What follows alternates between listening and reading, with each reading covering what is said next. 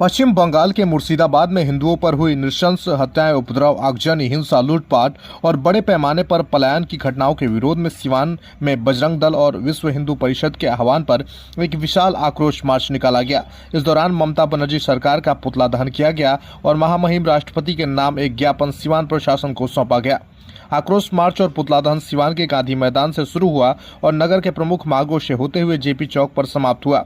सैकड़ों कार्यकर्ताओं ने इस मार्च में भाग लिया, जिसमें ममता बनर्जी होश में आओ, हिंदुओं पर अत्याचार बंद करो, बंद करो, बंद करो, हिंदुओं पर अत्याचार बंद करो के नारे लगाए गए और पश्चिम बंगाल में हिंदुओं के खिलाफ हो रही हिंसा के लिए ममता बनर्जी सरकार की निंदा की गई।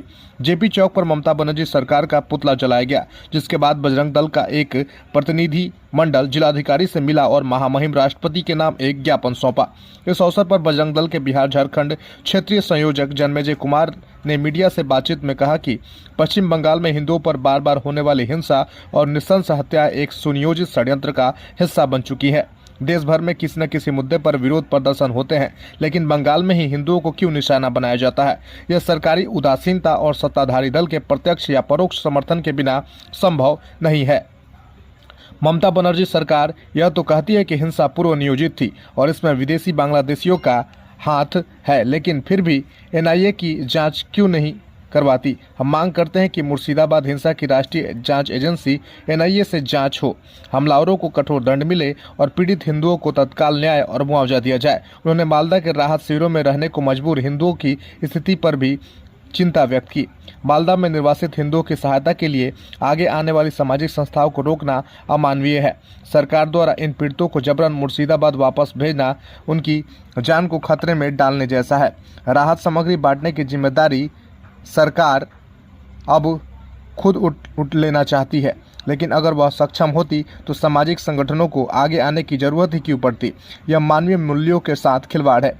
श्रम विभाग के संयोजक रितेश सिंह ने कहा कि मुर्शिदाबाद की घटनाएं हिंदू समाज के लिए एक खुली चुनौती है। ममता बनर्जी सरकार की निष्क्रियता और हमलावरों को खुली छूट देना चिंता का विषय है। हम मांग करते हैं कि केंद्र सरकार हस्तक्षेप करे और एनआईए के माध्यम से इस हिंसा की जांच कराए। मालदा में निर्वासित हिंदुओं के साथ जो अन्याय हो रहा है उसे तुरंत रोका जाए। समाजसेवी संगठनों को राहत कार्यों से रोकना और पीड़ितों को जबरन मुर्शिदाबाद भेजना उनकी जान के साथ खिलवाड़ है। हिंदुओं की सुरक्षा के लिए केंद्रीय बलों की तैनाती जरूरी है। जिला संयोजक रंजन सिंह ने जोर देकर कहा कि बंगाल में हिंदुओं पर हमले जब एक सुनियोजित षड्यंत्र का हिस्सा बन चुके हैं, विरोध प्रदर्शन के नाम पर हिंदुओं को निशाना बनाना और उनकी संपत्ति को नष्ट करना स्वीकार्य नहीं है। हम राष्ट्रपति शासन की मांग करते हैं ताकि बंगाल में कानून व्यवस्था बहाल हो। साथ ही मुर्शिदाबाद हिंसा की गहन जांच होनी चाहिए ताकि यह पता चले कि इसके पीछे कौन से तत्व हैं। पीड़ित हिंदुओं को तुरंत मुआवजा और सुरक्षा दी जाए और समाजसेवी संगठनों को उनकी सहायता करने की अनुमति मिले। मैरवा प्रखंड संयोजक प्रमोद सिंह ने कहा कि पश्चिम बंगाल में हिंदुओं पर बार बार होने वाली हिंसा असहनीय है। ममता बनर्जी सरकार को नीतियां हिंदुओं के खिलाफ पक्षपातपूर्ण है। हम मांग करते हैं कि मुर्शिदाबाद हिंसा की एनआईए जांच हो और बंगाल में राष्ट्रपति शासन लागू किया जाए। मालदा में राहत शिविरों में रह रहे हिंदुओं को सहायता देने से रोकना और उन्हें असुरक्षित क्षेत्रों में वापस भेजना अमानवीय है। सरकार को पीड़ित हिंदुओं की सुरक्षा और पुनर्वास की जिम्मेदारी लेनी होगी। इस मौके पर बजरंग दल के क्षेत्र संयोजक जन्मेजय कुमार, बजरंग दल विभाग संयोजक रितेश सिंह, बजरंग दल जिला संयोजक रंजन सिंह, नगर संयोजक धनंजय कुमार, दरौली प्रखंड संयोजक राजन कुमार, मैरवा प्रखंड संयोजक प्रमोद सिंह, विशाल कुमार, धन्नू कुमार, सचिन कुमार, इंद्रजीत, धनंजय, कुंदन, भास्कर, हैप्पी, प्रदीप कुमार, रोज, नंद प्रसाद चौहान, देवेंद्र गुप्ता, कुंदन सिंह, हरेंद्र कुशवाहा, मनोज राम, जयप्रकाश गुप्ता, रंजना श्रीवास्तव, सोनू सिंह, मनोज कुमार, अनमोल कुमार, बादल ब्याहू, सनी कुमार, कृष्णजी, रवि सिंह, सुमित कुमार सहित हजारों बजरंगी मौजूद थे। बंगाल की सरकार निरंकुश हो गई है।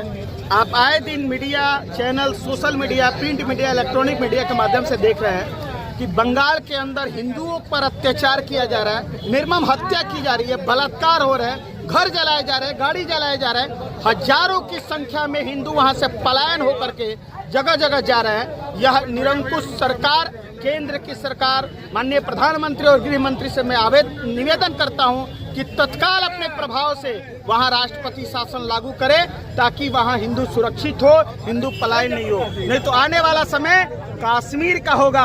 हर हिंदू वहां से अगर पलायन होगा तो वह देश, वो क्षेत्र हमसे कटेगा, वह देश बटेगा, यानी भारत माता के एक अंग बंगाल के रूप में, एक अलग बांग्लादेश रूप में खड़ा हो जाएगा। इतना ही निवेदन है।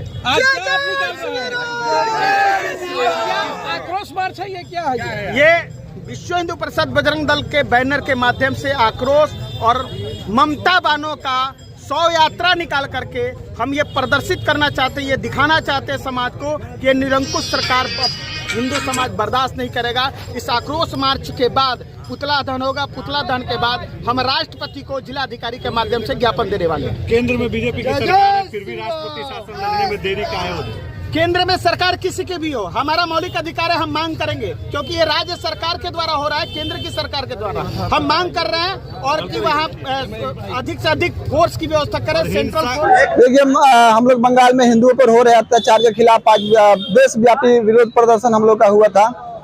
उसी के तहत आज हम लोग का ये कार्यक्रम आयोजित था। क्या क्या कार्यक्रम मुख्य रूप से शामिल है? कार्यक्रम में हम लोग का विरोध प्रदर्शन मार्च था, जो शहर के विभिन्न मार्गों से होते हुए जेपी चौक पे पुतला दहन किया गया और फिर आके सिवान के गांधी मैदान में समापन हुआ।